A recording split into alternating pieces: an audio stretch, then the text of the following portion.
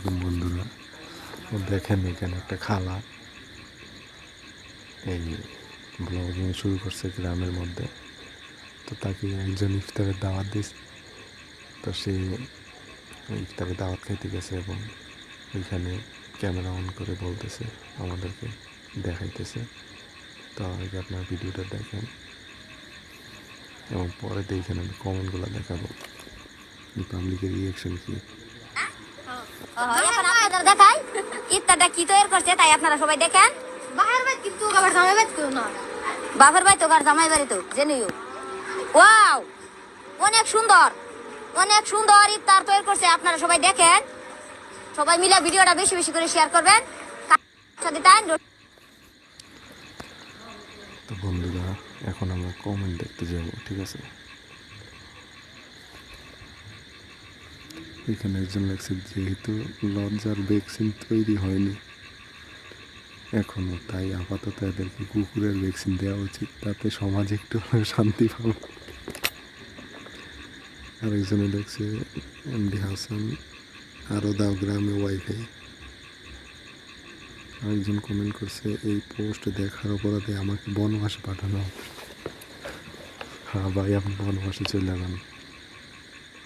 আরেকজন লিখছে, hello Pabna hospital, একটা পাগলের সন্ধান পেয়েছি, তাড়াতাড়ি আসুন। ভাই আমিও একমত যে পাগলটাকে তাড়াতাড়ি পাবনা নিয়ে যান। আর এক হুজুর লিখছে, আরো দাও গ্রামে ওয়াইফাই। এই যে দেখেন, আরেকজন লিখছে, ইমাম সাহেবের কামরাটা এদিকে। তো আমি বুঝতেছি না ভাই, ইমাম সাহেবের কামরাটা ওইদিকে দিয়ে আপনি কি বোঝাতে চাচ্ছেন। আরেকজন লিখছে, গ্রামে আলাদা ওয়াইফাই। আরেকজন লিখছে, কেউ ঠেলাঠেলি করবেন না, সকলের লাইনে তারা গালি দেওয়ার সুযোগ সবাই পাবেন। বন্ধুরা, আমি আসলে ভিডিও থেকে ভিডিও কমেন্টগুলো বেশি দেখি। দেখেন, আরেকজন লিখছে, হালার পর ডিলিট কর। আরেকজন লিখছে, তীব্র নিন্দা ও প্রতিবাদ জানাচ্ছি, এভাবে এডিট করা একদম ঠিক হয়নি।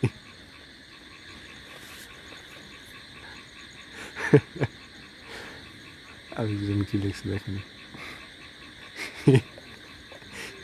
এইসব কারণে আমরা মানুষ কামড়াই। আরেকজন লিখছে, এদিকে দোয়া করে দিন। বাঙালি কি না পারে, হ্যাঁ?